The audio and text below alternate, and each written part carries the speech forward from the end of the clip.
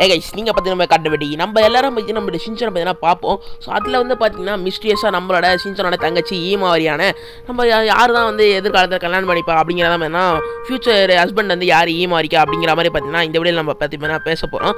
So இது வந்து யாருன்னு அப்படின்னு பார்த்தீங்கன்னா சந்தேகமே இல்லை, அது நம்மளோட கசுமா தான். ஆமாம் ஃப்ரெண்ட்ஸ், அது நம்மளோட ஷின்சானோட கசுமா தான். ஸோ நிறைய எபிசோடில் ஒரு சில எபிசோட்ஸ்லாம் கூட நம்ம பார்த்துருப்போம். அவனோட இதெல்லாம் பார்த்தீங்கன்னா காட்டியிருந்திருப்பாங்க. ஒரு சில அவங்க ஈமாரியை பார்த்தீங்கன்னா எப்பவுமே கசுமா வந்தால் ரொம்ப பிடிக்கும்.